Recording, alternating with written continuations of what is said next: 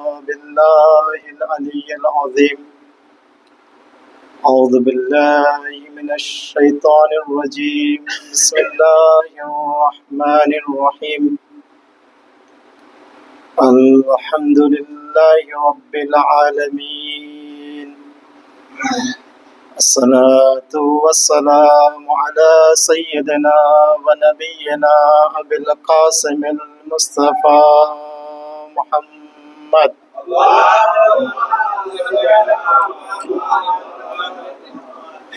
وعلى آله الطيبين الطاهرين المعصومين المظلومين سيما بقية الله في الأرضين ولعنة الله على أعدائهم أجمعين من الآن إلى قيام يوم الدين. أما بعد فقد قال الله تعالى في القرآن المجيد: أعوذ بالله من الشيطان الرجيم. قل لا أسألكم عليه أجرا إلا المودة في القربى الصلوات.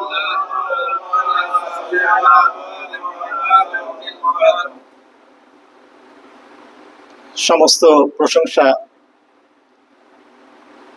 আল্লাহ রাব্বুল আলামিনের জন্য, যিনি আমাদেরকে আজকে তার এই বরকতময় শবে জুমার রাতে এবং এমন এক সময় যে মাস তার প্রিয় নবীর আগমনের মাস, আমাদের শেষ নবী হযরত মুহাম্মদ সাল্লাল্লাহু আলাইহি ওয়াসাল্লামের সেই রবিউল মাসে আমরা অবস্থান করছি এবং ঈদে মিলাদুন নবী অর্থাৎ সিরাতে রাসূল সম্পর্কে কিছু শোনা এবং বলার উদ্দেশ্যে আমরা একত্রিত হয়েছি। আমরা বলি আলহামদুলিল্লাহ। তো এছাড়াও আমরা জানি আপনাদের সামনে যে পবিত্র কোরআন থেকে যে আয়াতটি তেলাওয়াত করার শরফ হাসিল করেছি সেটি হচ্ছে পবিত্র কোরআনের 42 নম্বর সূরার 23 নম্বর আয়াত, যেটাকে সংক্ষেপে আয়াতে মাওয়াদ্দাত বলা হয়, যার অনুবাদ এরকম যে আল্লাহ রাব্বুল আলামিন তার রাসূলকে বলছেন যে আপনি বলে দিন, কুল লা আসআলুকুম আলাইহি আজরান, হে রাসূল আপনি আপনার উম্মতকে বলে দিন আমি আমার রিসালাতের বিনিময়ে তোমাদের কাছে কিছুই চাই না। অর্থাৎ আমি যে আল্লাহর পক্ষ থেকে তোমাদের জন্য যে বার্তা নিয়ে এসেছিলাম, যে 23 বছর যে রিসালাতের দায়িত্ব আঞ্জাম দিয়েছি, এর বিনিময়ে আমি তোমাদের কাছে কিছুই চাই না। লা আসআলুকুম আলাইহি আজরান ইল্লাল মাওয়াদ্দাতা ফিল কুরবা, একমাত্র আমার নিকটাত্মীয়র ভালোবাসা ব্যতীত। দরুদ পড়ুন মুহাম্মদ ওয়া আলে মুহাম্মদ। অর্থাৎ স্বয়ং আল্লাহ রাব্বুল আলামিন তার প্রিয় হাবিব, তার প্রিয় রাসূল হযরত মুহাম্মদ মুস্তাফা সাল্লাল্লাহু আলাইহি ওয়াসাল্লামের মাধ্যমে আমাদেরকে বলে দিচ্ছেন যে আহলে বাইতের মর্যাদা কি, আহলে বাইতের শান কি। এবং এই আয়াত ছাড়াও কোরআনের অসংখ্য আয়াত, অসংখ্য জায়গায় কিন্তু আহলে বাইতের পরিচয় আল্লাহ রাব্বুল আলামিন আমাদের সামনে তুলে ধরেছেন। যেমন আয়াতে মুবাহালা, আপনারা জানেন যে রাসূলের সমস্ত তাবলীগের রিসালাতের দায়িত্ব পালন করার শেষ পর্যায়ে যখন নাজরানরা, খ্রিস্টানরা যারা ইসলামকে গ্রহণ করে নাই, তারা কিন্তু যুক্তি চাচ্ছিল, সবকিছু স্পষ্ট হওয়ার পরেও, যুক্তি দলিল সবকিছু নিয়ে আসার পরেও, তখন আল্লাহর রাসূলের কাছে বার্তা এলো, ওহী এলো আল্লাহ রাব্বুল আলামিনের কাছ থেকে যে বলে দিন তারা যদি যুক্তি তর্ক সব শেষ, এখন তাহলে তারা তাদের সন্তানদেরকে নিয়ে আসুক, আপনি আপনার সন্তানদের নিয়ে যান। তারা তাদের নারীদেরকে নিয়ে আসুক, আপনি আপনার নারীদেরকে নিয়ে যান। তারা তাদের নাফসকে নিয়ে আসুক, আপনি আপনার নাফসকে অর্থাৎ প্রিয় ব্যক্তিকে নিয়ে যান। এবং যারা মিথ্যাবাদী তাদের উপরে আল্লাহর লানত, আল্লাহর আযব বর্ষিত হোক। এই দাওয়াত দেয়াতে তারা গ্রহণ করলো। এই ঘটনা আমরা আয়াতে মোবাইলার ঘটনা নামে ইসলামে পরিচিত, আমরা জেনে থাকি। তো সেখানেও যেটি মজার বিষয়, যে তখন তো ইসলামের একদম আর 1 বছর 2 বছর পরে রাসূলের ইন্তেকাল, রেহলাত, অর্থাৎ ইসলামের দাওয়াত সবকিছু শেষ। তখন সাহাবা রয়েছে, আনসার রয়েছে, মুহাজিরিন রয়েছে, সবাই রয়েছে রাসূলের। কিন্তু রাসূল কাদেরকে নিয়ে গেলেন তাদের বিপক্ষে? এই পবিত্র আহলে বাইতকে, সাল্লাল্লাহু আলাইহি মুহাম্মদ ওয়া আলি মুহাম্মদ। অর্থাৎ নবীর পরিবার বলতে এখানে যাদেরকে বোঝানো হয়েছে শুধুমাত্র পারিবারিক সম্পর্ক কারণে না, অর্থাৎ তাদের যে মর্যাদা আল্লাহ রাব্বুল আলামিন দিয়েছেন, সেই মর্যাদার কারণেই আল্লাহ রাসূল সেই মোবাইলার ময়দানে মাত্র 5 জন ব্যক্তি সহ উপস্থিত হয়েছিলেন, যেখানে হাজার হাজার লক্ষ লক্ষ মুসলমান উপস্থিত ছিলেন। কাকে নিয়ে গিয়েছিলেন? রাসূল স্বয়ং নিজে গিয়েছিলেন, তার কন্যা মা ফাতেমা, হযরত আলী অর্থাৎ ফাতেমার স্বামী অথবা রাসূলের চাচাতো ভাই, অথবা ইমাম হাসান ও হোসেনের বাবা হযরত আলী এবং হাসান ও হোসেন, এই 5 জন ব্যক্তি। এবং যখন সেই খ্রিস্টানরা, সেই নাজরানের অধিবাসীরা যে দেখলো এই যে ব্যক্তিত্বরা, এরা যদি আমাদের বিপক্ষে হাত তোলে তাহলে আমাদের ধ্বংস অনিবার্য, তখন কিন্তু আর তারা সেই অগ্রসর হয়নি, তারা সারেন্ডার করলো। সাল্লাল্লাহু আলাইহি মুহাম্মদ ওয়া আলি মুহাম্মদ। এই যে আহলে বাইতের শান, আহলে বাইতের মর্যাদা শুধুমাত্র মাওয়াদ্দাতে না, বরং আয়াতে মুবাহালা, আয়াতে মাওয়াদ্দাত এবং কোরআনের অসংখ্য জায়গায় দেখবো আমরা এই আহলে বাইতকে আল্লাহ রাব্বুল আলামিন পরিচয় করে দিয়েছেন আমাদের মধ্যে, আমাদের সামনে। কিন্তু দুর্ভাগ্যবশত রাসূলের সেই রেহলাতের পর, রাসূলের সেই বিদায়ের পর মুসলিম উম্মার ভিতরে যে প্রেক্ষাপট তৈরি হয়েছিল, সেখানে কিন্তু আহলে বাইতকে ধামাচাপা দেওয়া হয়েছিল, যার কারণে যে আহলে বাইত রাসূলের পর পথপ্রদর্শক হিসেবে আল্লাহর পক্ষ থেকে নির্ধারিত হয়েছিলেন, সেই আহলে বাইতকে আমরা চিনতে পারি নাই। যার কারণে বর্তমানে আপনি দেখবেন বাংলাদেশটা আছে, পুরো বিশ্বে আমরা মুসলমানরা কিন্তু বিভিন্নভাবে বিভক্ত। আকীদার দিক থেকে বলেন, অন্য যে কোনো দিক থেকে বলেন, আমরা কিন্তু একটা প্ল্যাটফর্মে আসতে পারছি না। তো এই আহলে বাইতকে যদি আমরা চিনতে পারি তাহলে কিন্তু আমরা নাজাত পেতে পারি। কেননা আহলে বাইত সম্পর্কে অসংখ্য রাসূলের হাদিস রয়েছে যে আহলে বাইত হচ্ছে নাজাতের তরি, আহলে বাইত হচ্ছে সেই নূহের কিস্তির ন্যায়, অর্থাৎ যারা এদেরকে আঁকড়ে ধরবে তারা নাজাত পাবে। এবং রাসূলের সেই হাদিস, বিখ্যাত হাদিস রয়েছে, অর্থাৎ হাদিসের সাকালাইন, অর্থাৎ আমি তোমাদের মধ্যে 2টি বস্তু রেখে যাচ্ছি, যদি তোমরা দেখে আঁকড়ে ধরো তোমরা হাউজে কাউসার পর্যন্ত একে অপর থেকে বিচ্ছিন্ন হবে না। দরুদ পড়ুন মুহাম্মদ ওয়া আলি মুহাম্মদ। সেই 2টি কি? একটি হচ্ছে কোরআন, একটি হচ্ছে আহলে বাইত। এবং আমরা জানি রাসূল আমাদেরকে কোরআন দিয়ে গিয়েছেন, এই কোরআনের মুআল্লিম হিসেবে আমাদের শেষ নবী ছিলেন। কিন্তু তারপরে এখনো আমরা যখন কোরআন পড়ি, আমরা যারা আরবি ভাষাভাষী নই বা আরবি ভাষাভাষী হলেও কোরআনের যে মর্মার্থ, কোরআনের যে অর্থ সবার পক্ষে বোঝা সম্ভব না। এই জন্য অবশ্যই একজন শিক্ষকের প্রয়োজন। সেই শিক্ষক ছিলেন এই আহলে বাইত আলাইহিমুস সালাম। দরুদ পড়ুন মুহাম্মদ ওয়া আলি মুহাম্মদ। সুতরাং এই আহলে বাইতকে হারিয়ে ফেলার কারণেই আমরা কিন্তু ইসলামকে হারিয়ে ফেলেছি। তার মধ্যে থেকে আল্লাহ রাব্বুল আলামিন অনেককে তৌফিক দিয়েছেন সে আহলে বাইতকে ধরে রাখার, সে আহলে বাইতকে চেনার, এবং যারা সে আহলে বাইতকে চিনতে পেরেছে, সে আহলে বাইতকে সম্মান দেখাতে পেরেছে, তারা কিন্তু সেই হেদায়েতের পথে বিদ্যমান রয়েছে। সাল্লাল্লাহু আলাইহি মুহাম্মদ ওয়া আলি মুহাম্মদ। সুতরাং এই যে আমরা আজ পবিত্র রবিউল মাসে অবস্থান করছি, আজ এখানে ঈদে মিলাদুন নবী উপলক্ষে মাহফিলের আয়োজন করা হয়েছে। এবং গত 2 মাস মুহররম এবং সফর রাসূলের প্রিয় দহিত ইমাম হোসেনের সেই কারবালার ইতিহাসকে স্মরণ করে আমরা যে আজাদারি পালন করেছি, যে শোক পালন করেছি, সেই শোক কিন্তু পুরো মুসলিম উম্মার শোক ছিল, কিন্তু মুসলিম উম্মা পালন করা নাই বা একটা দিনই কোন রকম পালন করেছে শুধুমাত্র। কিন্তু আসলে কি এভাবে পালন করা উচিত ছিল? ছিল না। আসলে আমরা জানতে পারি না, যদি জানতে পারতাম অবশ্যই আমরা সেটাকে পালন করতাম। আল্লাহ রাব্বুল আলামিন আমাদের গুটি কয়েকজন মানুষকে এই তৌফিক দিয়েছেন যে আহলে বাইতের এই ফারসে আজাদে আমাদেরকে আসার এবং তাদেরকে মূল্যায়ন করার এবং তাদের কিছু বাণী শোনার। এই জন্য আমরা আল্লাহ রাব্বুল আলামিনের লাখো কোটি শুকরিয়া জানিয়ে আরেকবার দরুদ পাঠ করি।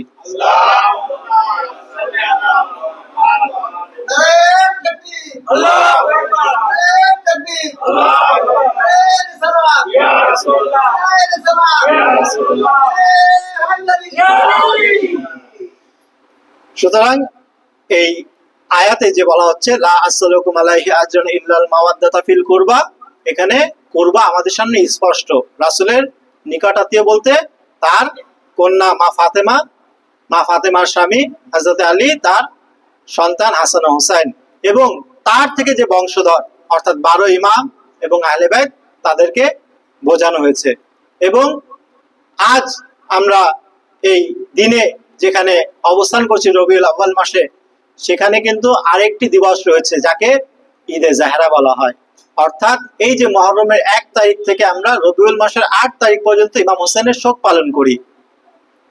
পালন করার পর 8ই রবিউল আউয়াল হচ্ছে আমাদের শেষ ইমামে জামান যুগের ইমামের পিতা ইমাম হাসান আসকারী আলাইহিস সালামের শাহাদাত বার্ষিকী। সেটা পালনের পর অর্থাৎ তার যখন ইন্তেকাল হয়, ইমামতের দায়িত্ব গ্রহণ করেন আমাদের যুগের ইমাম মাহদী আলাইহিস সালাম সাল্লাল্লাহু। এবং এই 9 রবিউল আউয়াল যেহেতু মা ফাতেমার বংশধরের শেষ সন্তান, যিনি এই যুগের ইমাম, এখন পর্দায় গায়বাতে রয়েছেন, পর্দার অন্তরালে রয়েছেন, সুতরাং তার ইমামতে শুরু হচ্ছে 9 রবিউল আউয়াল, যা গত পরশু আমরা পার করে এসেছি। সুতরাং এই যে 9 রবিউল আউয়াল, একে বলা হচ্ছে ঈদে জাহরা, অর্থাৎ মা ফাতেমার জন্য ঈদ, তার সন্তানের অর্থাৎ শেষ ইমামে জামান, শেষ যুগের ইমামের ইমামত গ্রহণের দিবস। এবং তার কয়েকদিন পর আমরা 12 রবিউল আউয়াল অর্থাৎ থেকে 17 রবিউল আউয়াল, যেহেতু ইতিহাসে একটু মতপার্থক্য রয়েছে রাসূলের জন্ম তারিখ সম্পর্কে।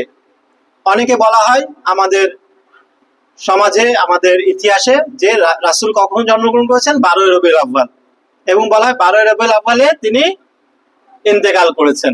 এটা একটা ইতিহাস অনুযায়ী। আমরা যারা আহলে বাইতের অনুসারী, তারা যেটা আমরা জেনেছি, যেটা জানতে পেরেছি, যেটা আমাদের কাছে প্রতীয়মান, যেটা আমাদের কাছে স্পষ্ট, সেটা হচ্ছে রাসূলের জন্ম তারিখ 17 রবিউল আউয়াল এবং তার ইন্তেকাল, তিনি কখন ইন্তেকাল করেছেন, কখন শাহাদাত বরণ করেছেন, 28শে সফর। এখন কথা হচ্ছে আমাদের রাসূল কখন জন্মগ্রহণ করেছেন তারিখে পার্থক্য থাকতেই পারে, কিন্তু তার সিরাত কোনো পার্থক্য নাই। অর্থাৎ আমরা এই যে অনুষ্ঠানগুলো পালন করি, অর্থাৎ রাসূলের যখন বিলাদাত হয়, রাসূলের যখন জন্মদিবস হয়, কেন অনুষ্ঠান করি? অর্থাৎ তার যে আদর্শ সেটাকে নিয়ে আলোচনা করব, তার জীবন থেকে আমরা কিছু শিখতে পারবো, এইটাই হচ্ছে মেন বিষয়। এখন সেটা 12 তারিখে তিনি জন্মগ্রহণ করেছেন কিনা 17 তারিখে, এটা খুব একটা বড় বিষয় নয়। যার কারণেই আমাদের ইসলামী বিপ্লবের সেই মহান নেতা ইমাম খোমেনি রাহমাতুল্লাহ আলাইহি সালাওয়াত মুহাম্মদ তিনি বলেছিলেন যে 12 এবং 17 এই নিয়ে মারামারি ঝগড়াঝগড়ি কোনো দরকার নেই, আমরা এটাকে ঐক্য সপ্তাহ হিসাবে ঘোষণা দিচ্ছি। আর তারপরে থেকে কিন্তু এই 12 থেকে 17 বলা, অর্থাৎ 12 রবিউল আউয়াল আমাদের অনেকের মতে এই দিনে রাসূলের জন্ম, অনেকের মতে কি 17 রবিউল আউয়াল, অর্থাৎ 5 দিনের একটা গ্যাপ। এই নিয়ে তো আমাদের মুসলমানদের ভিতরে কোনো দ্বন্দ্ব থাকার কথা নয়। তো তিনি ঐক্যের আহ্বান জানালেন, আসলে আমরা সবাই মুসলমানরা এক, সুতরাং 12 হোক বা 17 হোক, আমরা এই 12 দিনকে 5 দিনকে ঐক্য সপ্তাহ হিসেবে পালন করি। এবং তখন থেকে কিন্তু এই বছরের 12 রবিউল আউয়াল থেকে 17 রবিউল আউয়াল ইসলামী ঐক্য সপ্তাহ হিসেবে পালিত হয়ে আসছে। এবং ইরানে বিশেষ করে এই 5 দিন 12 থেকে 17 রবিউল আউয়াল প্রত্যেক বছর ইসলামী ঐক্য কনফারেন্স হয়, যেখানে বিশ্বের সকল মুসলিম দেশ থেকে প্রতিনিধিরা সেখানে যান এবং রাসূলের সিরাত এবং তার আদর্শ, তার জীবন নিয়ে আলোচনা করেন এবং এটি মুসলিম বিশ্বের সামনে তুলে ধরেন। দরুদ পড়ুন মুহাম্মদ ওয়া আলে মুহাম্মদ। তো আমি আজকে এই সংক্ষিপ্ত সময়ে আপনাদের সামনে যে বিষয়টি তুলে ধরার চেষ্টা করব বা যে বিষয়টি নির্ধারণ করেছি সেটি হচ্ছে, যেহেতু আমরা এসেছি এখানে রাসূলের জীবন থেকে কিছু শিখতে, কেননা যে রাসূল সম্পর্কে আল্লাহ রাব্বুল আলামিন কি বলছেন, লাকাদ কানা লাকুম ফি রাসূলিল্লাহ উসওয়াতুন হাসানা, রাসূলের জন্য জীবনের ভিতর তোমাদের জন্য রয়েছে কি উত্তম আদর্শ। অর্থাৎ রাসূলকে জন্য যদি তোমরা অনুসরণ করতে পারো, রাসূলকে যদি তোমরা মেনে চলতে পারো, তাহলে তোমরা হেদায়েতের পথে অগ্রসর হবে। দরুদ পড়ুন মুহাম্মদ ওয়া আলে মুহাম্মদ। সুতরাং চেষ্টা করব আমাদের রাসূলের জীবন থেকে একটি শিক্ষাও যদি আমরা এই মাহফিল থেকে, এই অনুষ্ঠান থেকে নিয়ে যেতে পারি, এটা আমাদের জীবনের সফলতা। রাসূলের জীবনকে যদি আমরা পর্যালোচনা করি, আলোচনা করি, তাহলে রাসূলের জীবনে অনেক দিক রয়েছে, রাজনৈতিক দিক রয়েছে, ব্যক্তিগত দিক রয়েছে, পারিবারিক দিক রয়েছে। অর্থাৎ রাসূলের প্রত্যেকটি যে সাইড, সেখান থেকে আমাদের জন্য রয়েছে শিক্ষা। অর্থাৎ রাসূল তার যে 63 বছর জীবন, এই জীবনে তার পরিবারের সাথে কেমন ব্যবহার করেছেন, তার সন্তানদের সাথে কেমন ব্যবহার করেছেন, তার স্ত্রীদের সাথে কেমন ব্যবহার করেছেন, তার প্রতিবেশীর সাথে কেমন ব্যবহার করেছেন, তার শত্রুদের সাথে কেমন ব্যবহার করেছেন, এভাবে যদি আমরা পাঠ পাঠ করি, আমাদের রাসূলের জীবন থেকে কিন্তু আমরা অনেক কিছু শিখতে পাবো। এবং সেটা যদি আজ আমরা এই সমাজে বাস্তবায়ন করতে পারি, তাহলে কিন্তু আমাদের সমাজের অবস্থা এরকম থাকবে না। কেননা আজ আমরা দেখছি, আমরা সকলেই মুসলমান, বাংলাদেশে ম্যাক্সিমামই আমরা কি মুসলমান সংখ্যাগরিষ্ঠ, তারপরেও এখানে কেন এত অন্যায়, অবিচার, এত ধরনের ফেসাদ? কেননা আমরা নামে মাত্র কি মুসলমান, আসলে প্রকৃতভাবে অনুসরণ করছি না। আমরা যদি প্রকৃতভাবে অনুসরণ করতাম, তাহলে হয়তো এত বিভেদ, এগুলো দ্বন্দ্ব থাকতো না। আরেকবার দরুদ পড়ুন মুহাম্মদ ওয়া আলে মুহাম্মদ। বারবার এই জন্য দরুদ শরীফ পাঠ করার জন্য বলছি, কেননা দরুদ শরীফ এমন একটি ইবাদত যার সওয়াব গুণে শেষ করা যায় না। এমনকি অনেকে বলে থাকেন, এমন ইবাদত, আমরা নামাজ পড়ি, এটা ইবাদত না? রোজা রাখি, এটা ইবাদত? আর কি কি করি, খোমস দিই, যাকাত দিই, যাই করি, তসবিহ পড়ি, সবই তো ইবাদত, তাই না? এমন একটি ইবাদত, এগুলো কি আল্লাহ রাব্বুল করেন, আল্লাহ রাব্বুল আলামিন করেন? আল্লাহ রাব্বুল আলামিন নামাজ পড়েন না? রোজা রাখেন না? কিন্তু একটা জিনিস রয়েছেন, যেটা আল্লাহ রাব্বুল আলামিনও স্বয়ং তার রাসূলের উপর দরুদ পাঠ করেন, সাল্লাল্লাহু মুহাম্মদ ওয়া আলিহি। ওই যে বলা হচ্ছে, ইন্নাল্লাহা ওয়া মালাইকাতাহু ইউসাল্লুনা আলান নবী, পড়ুন, ইন্নাল্লাহা ওয়া মালাইকাতাহু ইউসাল্লুনা আলান নবী ইয়া আইয়ুহাল্লাযীনা আমানু সাল্লু আলাইহি ওয়া সাল্লিমু তাসলিমা, সাল্লাল্লাহু মুহাম্মদ ওয়া আলিহি। সুতরাং দরুদ পাঠ করা সম্পর্কে অনেক অসংখ্য হাদিস রয়েছে, অসংখ্য ইমামদের বাণী রয়েছে। এই এমন একটি ইবাদত যা আমাদের অন্তরকে নূরান্বিত করে, আলোকিত করে। এবং এই মুহাম্মদ ওয়া আলি মুহাম্মদ, এই দরুদের ভিতরে আল্লাহর রাসূলের উপর দরুদ আছে এবং তার আল, যে আলের মহব্বত, যে আলকে ভালোবাসা আমাদের জন্য কি করা হয়েছে, ফরজ করা হয়েছে। তার দলিল কি?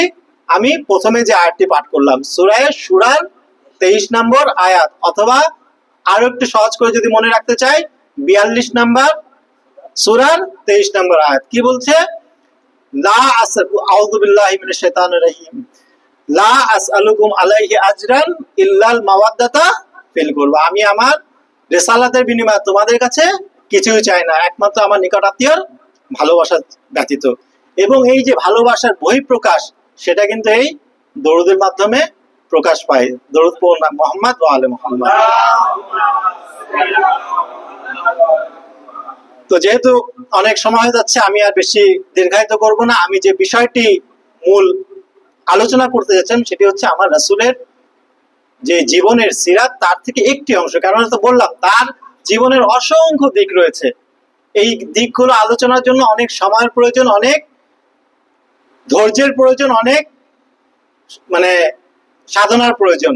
ইনশাল্লাহ আল্লাহ আমাদেরকে তৌফিক দিয়েছেন, আল্লাহ আমাদেরকে সেই সৌভাগ্য দিয়েছেন এই যে ফার্সে আজার মতন যে বিভিন্ন আইম্মা মাসুমিনদের মৃত্যুবার্ষিকী উপলক্ষে, তাদের জন্মবার্ষিকী উপলক্ষে এবং বিভিন্ন দিবস উপলক্ষে আমরা এখানে একত্রিত হই এবং এখানে এই আলোচনাগুলো শুনতে পাই। এবং এখানে আমাদের উদ্দেশ্য একটাই, যে এখানে যে আলোচনাগুলো শুনবো সেগুলো যাতে আমাদের জীবনে বাস্তবায়ন করতে পারি।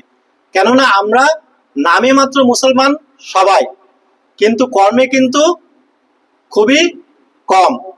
আমরা যদি প্রত্যেকে নিজ নিজ অবস্থান থেকে, নিজ নিজ জায়গা থেকে আমাদের রাসূলকে অনুসরণ করতে পারতাম, আমাদের আহলে বাইতকে অনুসরণ করতে পারতাম, আমাদের সমাজের চিত্র এরকম থাকতো না। আমাদেরকে কিন্তু অবশ্যই সেদিকে চেষ্টা করতে হবে, যদিও আমি একা হই। কেননা অন্যরা ওরকম করছে, অন্যরা সেরকম করছে, এর জন্য আমিও যে সেই দলে চলে যাবো, তাহলে কিন্তু সমাজ পরিবর্তন হবে না। সমাজকে পরিবর্তন করতে হবে নিজেকে দিয়ে। তো রাসূলের বলছিলাম যে জীবনের অনেক আদর্শ রয়েছে, যে তিনি তার পরিবারের সাথে তার ব্যবহার কেমন ছিল, তার সমাজে কেমন ব্যবহার ছিল, তার প্রতিবেশীর সাথে তার ব্যবহার কেমন ছিল। এই আদর্শগুলোকে যদি আমরা শিখতে পারি এবং আমাদের জীবনে বাস্তবায়ন করতে পারি, আমরা আমাদের সমাজকে পরিবর্তন করতে পারবো। তো আমি এখানে যে বিষয়টি, তার একটি বিষয় তুলে ধরার চেষ্টা করব, সেটি হচ্ছে কি রাহমাতুল লিল আলামিন। আল্লাহ রাসূলকে সর্বোচ্চ যে উপাধিতে ভূষিত করা আছে এবং যার সবচেয়ে বেশি গুণগান করে, সেটি কি রাসূল হচ্ছেন রাহমাতুল লিল আলামিন। অর্থাৎ এই যে রাসূলকে রাহমাতুল লিল আলামিন হিসেবে আমাদের কাছে প্রেরণ করা হয়েছে, অর্থাৎ এমন এক সত্তা যার পুরো সত্তাটাই হচ্ছে দয়ার সাগরে যে বড়। এই যে রাসূল, অর্থাৎ এক হাদিসে রয়েছে রাহমাত, এবং আল্লাহ যে তার বান্দাকে কত ভালোবাসেন, কত রহমত তার আমাদের মধ্যে, অর্থাৎ আমাদের আত্মীয় স্বজন, ভাই বোন, পিতা মাতা, আত্মীয় স্বজনের ভিতরে যে ভালোবাসা একে অপরের ভিতরে অনুভব করি, তার ভিতরে সবচেয়ে বেশি ভালোবাসা কে? অর্থাৎ একজন মা তার সন্তানকে ভালোবাসে। হাদিসে রয়েছে যে আমরা যদি এই ভালোবাসাকে 100 ভাগে ভাগ করি, তার 99 ভাগ আল্লাহর কাছে রয়েছে এবং বাকি একটা ভাগ আমাদের মধ্যে বন্টন করে দেওয়া হয়েছে। সেই এক ভাগের ভালোবাসা যদি এরকম হয়, অর্থাৎ সে এক ভাগ থেকে একটু ভাগ পাইছেন মা, বাকি আমরা সবার ভিতরে, এবং তার বাকি 99 ভাগ ভালোবাসা, রহমত সবকিছু কার কাছে রয়েছে? আল্লাহ রাব্বুল আলামিন। অর্থাৎ আল্লাহ রাব্বুল আলামিন তার বান্দাকে যেরকম ভালোবাসেন, এর ভালোবাসার তুলনা আর কোন রকমই হয় না। সাল্লাল্লাহু আলাইহি মুহাম্মদ ওয়া আলিহি। যদিও বা আল্লাহর একটি সিফাত কি, তিনি জব্বার, বা তিনি আযাবও দেন, কিন্তু এই আযাব কখন আসে? অর্থাৎ আমাদের কারণে আসে। অর্থাৎ বান্দা যখন তার কথা মানে না, অবাধ্য হয়, তখন তার বাধ্য মানে আদল প্রতিষ্ঠা করার জন্য, ন্যায়পরায়ণতা প্রতিষ্ঠা করার জন্য তার সেই বন্যা আল্লাহ স্বয়ং রহমান রাহিম, আল্লাহর মনে যে ভালোবাসা রয়েছে তার বান্দার জন্য, তার তুলনা হয় না। এবং সেই ভালোবাসা পাঠিয়েছেন তার সেই রাসূলের মাধ্যমে, রাসূলের শেষ রাসূলের মাধ্যমে, সাল্লাল্লাহু আলাইহি মুহাম্মদ ওয়া আলিহি। এবং রাসূলের জীবনকে যদি আমরা একটু পর্যালোচনা করি, আলোচনা করি, দেখতে পাবো তিনি প্রত্যেক অসংখ্য ঘটনা রয়েছে। আমরা দেখেছি রাসূলের সেই তাবলীগের পথে কাঁটা বিছিয়ে দেওয়া হয়েছিল, কিন্তু তার সাথেও তিনি কত কিভাবে ব্যবহার করেছিলেন, তার শত্রুদের সাথে তিনি কি ব্যবহার করেছিলেন। আজ যদি আমরা আমাদের সমাজে সেগুলো প্রতিষ্ঠা করতে পারি, সেগুলো বাস্তবায়ন করতে পারি, আমরা আমাদের সমাজে অনেক শান্তি প্রতিষ্ঠা করতে পারবো। দরুদ পড়ুন মুহাম্মদ ওয়া আলি মুহাম্মদ। এবং এই যে রাসূলের আজান হচ্ছে, আমরা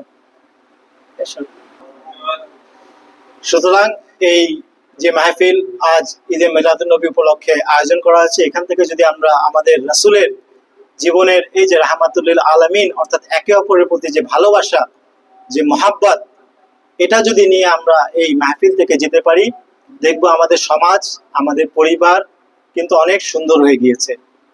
কেননা যখন আমাদের সাথে কেউ অন্যায় করে বা আমাদের সাথে কেউ একটু অসৎ আচরণ করে, আমরা কিন্তু তাড়াতাড়ি রেগে যাই বা তাড়াতাড়ি প্রতিশোধ পরায়ণ হয়ে পড়ি।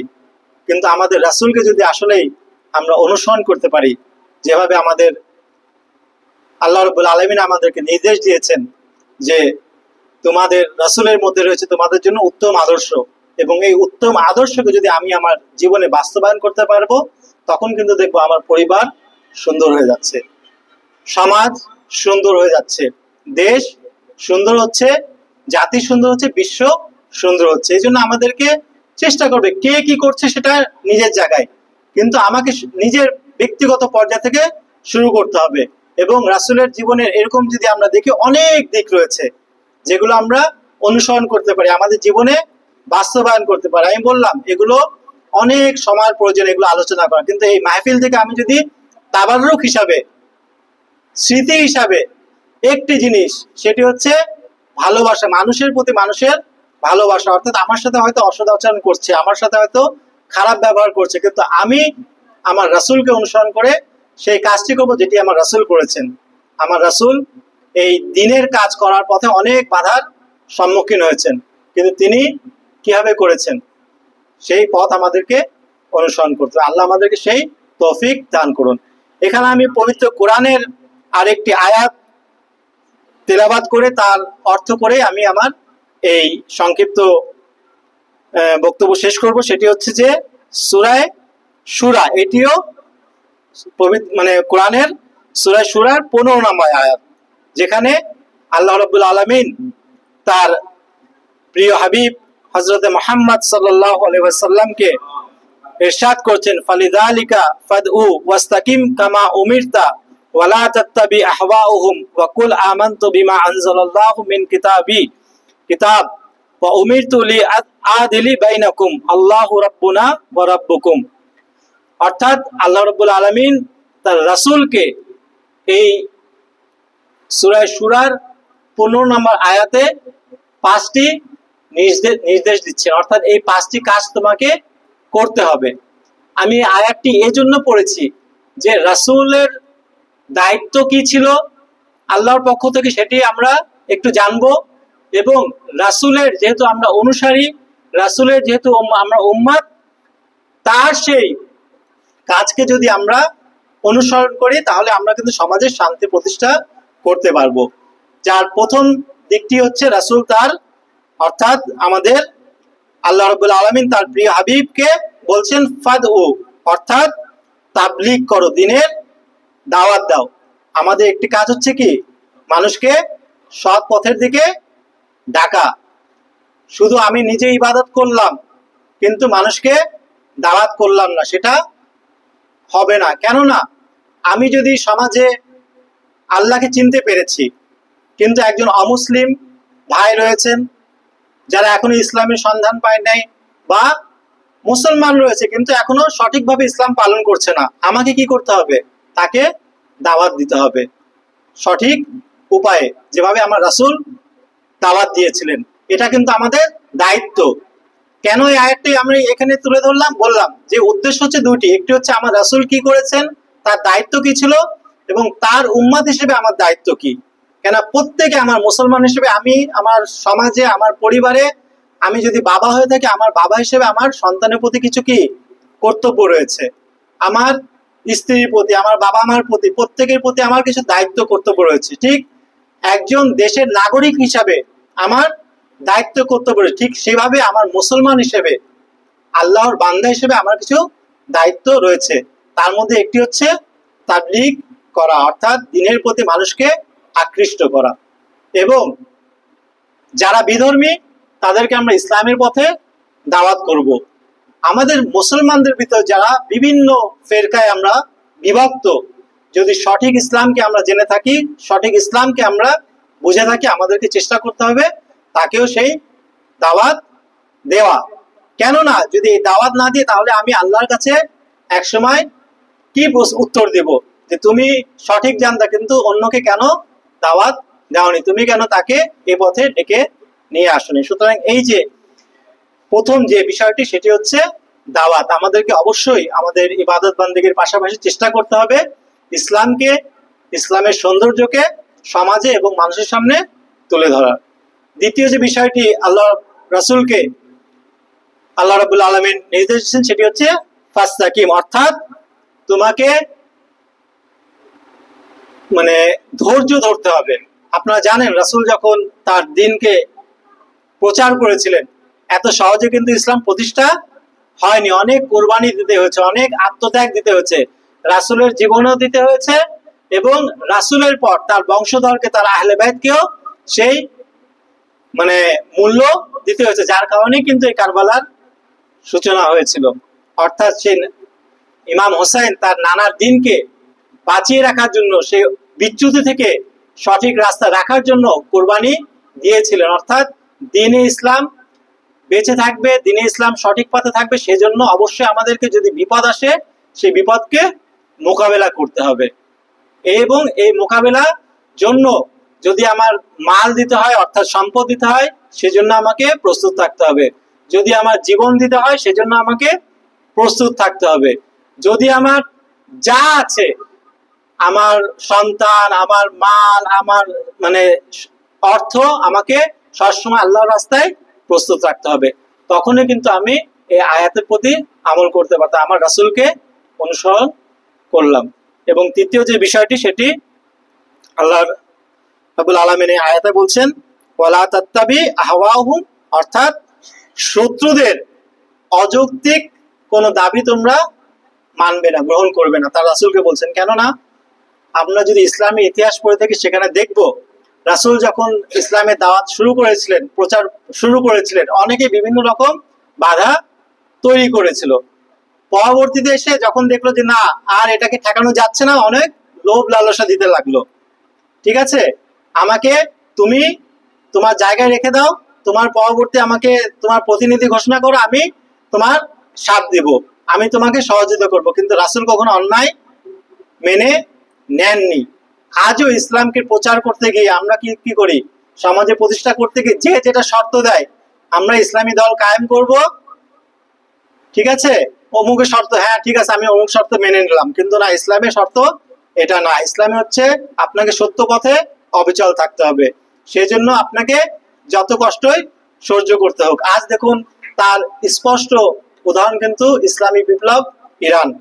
অর্থাৎ ইরান একমাত্র মুসলিম কান্ট্রি যারা দেখছেন আমেরিকা যে বড় শয়তান, সে সম্পর্কে আমাদের কারো কি সন্দেহ আছে? নাই। ইসরায়েল যে মুসলমানদের সবচেয়ে বড় মানে শত্রু, তার কি কোনো সন্দেহ আছে? নাই। কিন্তু এতগুলো মুসলিম দেশ, এতগুলো মুসলমান, কেউ কিন্তু সাহস করছে না। আমাদের মুসলিম যারা শাসকরা রয়েছেন, বড় বড় ইসলামী কান্ট্রি, বড় বড় শাসকরা, তারা কিন্তু বিরোধিতা তো দূরের কথা, একটা যদি থাকতো যে না আমরা একটা নিরপেক্ষ অবস্থানে রয়েছি, তাও না, বরং তাদেরকে কিন্তু সহযোগিতা করছে। কিন্তু কোরআনের এই আয়াতে কি বলছে, যে শত্রুদের অযৌক্তিক কোন দাবিকে তোমরা মেনে নিও না, তার রাসূলকে বলছে তার।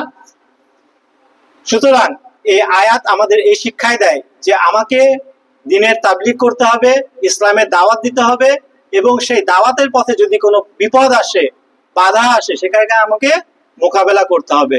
এবং অনেক সময় যখন শত্রুরা বাধা দিয়েও সফল হতে পারে না, তখন কিন্তু লোভ লালসা দেয়। রাসূলকে দেওয়া হয়েছিল না যে সুন্দর নারী চাও, আমি তোমাকে সুন্দর নারী দিব, কাবিলা থেকে বলা হয়েছিল, বা যে যা চাও, কিন্তু রাসূল সেই শর্তগুলোকে মেনে নেননি, তিনি তার ইসলামকে প্রচার করেছিলেন। দরুদ পড়ুন মুহাম্মদ ওয়া আলি মুহাম্মদ।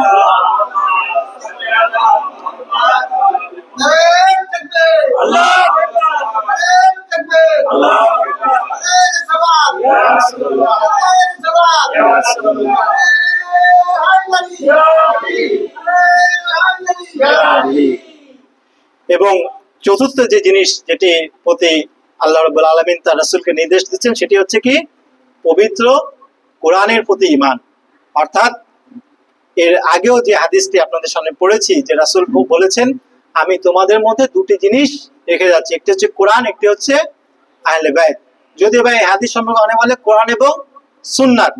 বললাম যে আমাদের ইতিহাসে বা আমাদের হাদিস গ্রন্থে বিভিন্ন রকম এসেছে, এটা প্রমাণের অনেক আলোচনা হয়েছে, যেটাকে প্রমাণ করা হয়েছে যে কোন হাদিসটা সঠিক। আমরা কোরআন এবং সুন্নাতকে মানবো, কোরআন এবং সুন্নাতকেও যদি মানি কোনো সমস্যা নাই, কিন্তু আমরা যেটা গবেষণা বলে যে রাসূলের যে সঠিক হাদিস সেটি হচ্ছে আমি তোমাদের মধ্যে দুটি জিনিস শেখা আছে, একটি হচ্ছে কোরআন এবং অপরটি হচ্ছে আহলে বাইত। এটি ইনশাআল্লাহ আল্লাহ যদি আপনারা শুনেছেন, আপনারা বিভিন্ন আলোচনায় শুনেছেন, জেনেছেন, তারপরে ইনশাআল্লাহ কখনো যদি আল্লাহ তৌফিক দেয় এই বিষয়ে আলোচনা করা যাবে। আসলে যে দুটি হাদিস পাওয়া যায়, দুই রকম হাদিস, যে আমি তোমাদের মধ্যে দুটি জিনিস শিখে যাচ্ছি, একটি হচ্ছে কোরআন, একটি হচ্ছে আমার সুন্নত। আর একটা হাদিসে হচ্ছে আমি আমার তোমাদের মধ্যে দুটি জিনিস শিখে যাচ্ছি, একটি হচ্ছে কোরআন, একটি হচ্ছে আমার আহলে বাইত। কোনটি আসলে সঠিক বা কোনটি সবচেয়ে প্রসিদ্ধ, এটা আমরা ইনশাআল্লাহ কোনো সময় আলোচনা করবো। দরুদ পড়ুন মুহাম্মদ ওয়া আলি মুহাম্মদ। সুতরাং পবিত্র কোরআনের সূরা শুরার এই 15 নম্বর আয়াতে চতুর্থ যে জিনিসের প্রতি আল্লাহ রাব্বুল আলামিন তার রাসূলকে নির্দেশ দিচ্ছেন যে বলুন আমার ঈমান হচ্ছে একমাত্র কোরআনে, এবং এই কোরআনের একমাত্র যে বাক্য সে তার চুল পরিমাণ আমি এদিক ওদিক করতে পারবো না, অর্থাৎ কোরআন যা বলেছে সেটাকে আমাকে মানতে হবে। এবং পবিত্র কোরআনের কি যদি আমি আমার জীবনের আদর্শ বানিয়ে নিই, সুতরাং পবিত্র কোরআনে তো অনেক কিছু বলা হয়েছে। এই যে আজরি সালাত, আমাদের আহলে বাইতের প্রতি ভালোবাসা, এখানে তো আর কোনো সন্দেহ নাই যে আহলে বাইতকে ভালোবাসতে হবে। কেননা যখন একটা হাদিস নিয়ে আসা হয়, হাদিস সম্পর্কে অনেকে কি বলে এটা জাল হাদিস হতে পারে, এটা হাদিস সঠিক নাও হতে পারে, জয়ীফ হতে পারে, কিন্তু কোরআন সম্পর্কে কোনো সন্দেহ আছে? তো এটাই বলছে কোরআন সম্পর্কে কোনো মুসলমানেরই সন্দেহ নাই, হাদিস সম্পর্কেও নাই।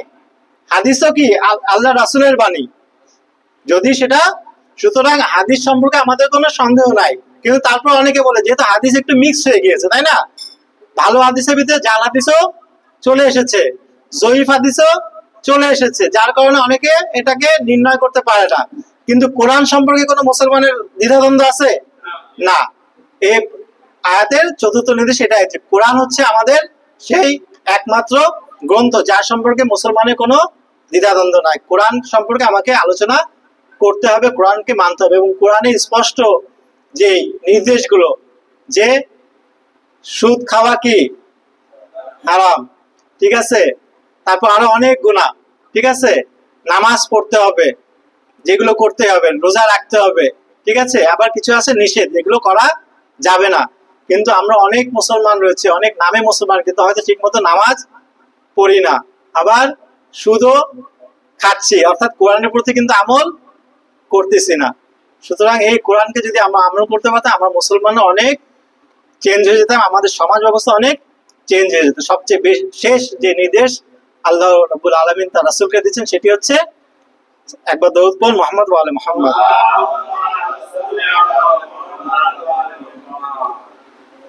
যে ওয়া উমিরতু লিআদিলা বাইনাকুম, অর্থাৎ তোমরা নিজেদের মধ্যে ন্যায় পরায়ণতা বজায় রাখো। এই ন্যায় পরায়ণতা কিন্তু আমরা দেবিতে নাই। যদি ন্যায় পরায়ণতা থাকতো, যদি আমরা একে অপরের সাথে ন্যায়ভাবে আচরণ করতাম, তাহলে এত বিভেদ থাকতো না। এবং আল্লাহ যেহেতু তার রাসূলকে নির্দেশ দিয়েছেন, কিন্তু আমরা এটাও দেখতে পাচ্ছি হযরত আদম থেকে খাতমে নবুয়াত পর্যন্ত এবং ইমামদের থেকে এই পর্যন্ত পরিপূর্ণরূপে কোন সমাজ ব্যবস্থায় পরিপূর্ণভাবে কি আদল কায়েম হয়েছে? হয় নাই। অর্থাৎ আদল বা ন্যায়পরায়ণতা প্রতিষ্ঠা করতে দেয়া হয় নাই। রাসূলকে ঠিকভাবে তাবলীগ করতে দেয়া হয়েছে? হয় না। আমরা যে বলি এই যে শেষ যুগের ইমামের অপেক্ষায় রয়েছে, কেন রয়েছি? কেননা একদম হযরত আদম থেকে নিয়ে খাতাম পর্যন্ত, অর্থাৎ শেষ নবী পর্যন্ত তাদের সকল স্বপ্ন ছিল একটা সুন্দর সমাজ ব্যবস্থা প্রতিষ্ঠা করার। যার কারণেই কিন্তু এত কোরআন এসেছে, কোরআনের আয়াতগুলো এসেছে যাতে এগুলো বাস্তবায়ন হয়। কিন্তু ইসলামে যারা শত্রুরা, মানবতার যারা শত্রু, তারা কিন্তু এটা বাস্তবায়ন করতে দেয়নি, আজও হয়নি। এবং বলা হচ্ছে শেষ যুগে এসে আল্লাহর কথা তো কখনো বৃথা যাবে না, শেষ যুগে এসে সেটি আদল কায়েম হবে, এবং সেই জন্য আমাদেরকে প্রস্তুত হতে হবে। এই প্রস্তুতির জন্য আমরা কিন্তু এখানে অবস্থান করছি। এখানে যদি আমরা আমাদের সমাজে অন্যদের সাথে মিশে যায়, অর্থাৎ সে অন্যায় করছে আমিও অন্যায় করবো না। আমাদেরকে এখানে শেষ মেসেজ দিয়ে আমি আমার আজকের বক্তব্য শেষ করব, সেটি হচ্ছে আমাদের প্রত্যেককে নিজের জায়গায় সেই শেষ যুগের সৈনিক, ইমামে জামানার যুগের ইমামের সৈনিক হিসেবে নিজেকে প্রস্তুত করতে হবে। দরুদ পড়ুন মুহাম্মদ ওয়া আলা আলিহি। এবং আমরা যদি নিজেকে সেভাবে প্রস্তুত করতে পারি, তখনই কিন্তু আমরা সেই রোজে কিয়ামতের দিন আমাদের মুখ উজ্জ্বল হবে। আর তা না হলে কিন্তু আমরা সেদিন আল্লাহ রাব্বুল আলামিনের কাছে আমরা আমাদের চেহারা ওঠাতে পারবো না। আর এই জন্যই আমাদেরকে মুহাম্মদ ওয়া আলে মুহাম্মাদের দ্বারস্থ হতে হবে। কেন হতে হবে? কেননা আল্লাহ রাব্বুল আলামিন এই মুহাম্মদ ওয়া আলে মুহাম্মাদ অর্থাৎ তার পবিত্র আহলে বাইতকে আমাদেরকে পরিচয় করে দিয়েছেন, এবং তাদের যে নির্দেশনা, তাদের যে আদর্শ, তা যদি আমরা অনুসরণ করি তাহলে কিন্তু আমরা সঠিক রাস্তায় থাকতে পারবো। আল্লাহ রাব্বুল আলামিন আমাদেরকে সবাইকে তৌফিক দিন যেন আমরা মুহাম্মদ ওয়া আলে মুহাম্মাদের দেখিয়ে যাওয়া পথে চলতে পারি। আল্লাহ রাব্বুল আলামিন আমাদেরকে আমাদের শেষ যুগের ইমামের সৈনিক হওয়ার তৌফিক দান করুন। আমাদেরকে মুহাম্মদ ওয়া আলে মুহাম্মাদের রাস্তায় চলার তৌফিক দান করুন। আমাদেরকে সকল ধরনের আপদ বিপদ থেকে আল্লাহ রাব্বুল আলামিন রক্ষা করুন। আমাদের মধ্যে যারা অসুস্থ হয়েছেন ইয়া রাব্বুল আলামিন তাদেরকে আপনি সুস্থতা দান করুন। ইয়া রাব্বুল আলামিন আমাদের মধ্যে যারা আমাদের আত্মীয় স্বজন, ময় মুরব্বী, ইয়া রাব্বুল আলামিন যারা এই দুনিয়ার মায়া ত্যাগ করে চলে গেছেন, ইয়া রাব্বুল আলামিন তাদের কবরকে আপনি জান্নাতের ফেরদাউসে জায়গা দান করুন। ইয়া রাব্বুল আলামিন তাদেরকে মুহাম্মদ ওয়া আলে মুহাম্মাদের সাথে মাহশুর করুন। ইয়া রাব্বুল আলামিন আমাদের মধ্যে যারা বিভিন্ন ভাবে বিপদগ্রস্ত রয়েছে, বিভিন্ন ভাবে ইয়া রাব্বুল আলামিন সমস্যায় জর্জরিত রয়েছে, ইয়া রাব্বুল আলামিন তাদের সমস্যাকে আপনি দূরীভূত করুন। ইয়া রাব্বুল আলামিন দুশমনে মুহাম্মদ ওয়া আলে মুহাম্মাদকে আপনি নিস্তনাবুদ করে দিন। ইয়া রাব্বুল আলামিন ফিলিস্তিনের সেই নিষ্পাপ শিশুদের উপর যে অত্যাচার চলছে, ইয়া রাব্বুল আলামিন সেই অত্যাচার থেকে ইয়া রাব্বুল আলামিন তাদেরকে নিজাত দান করুন। ইয়া রাব্বুল আলামিন আমাদের পাকিস্তান, লেবানন, ইরান, ইরাক, যে যেখানে মুমিন মুমিনাত রয়েছে, রাব্বুল আলামিন তাদের জান মাল আবরুকে আপনি রক্ষা করুন।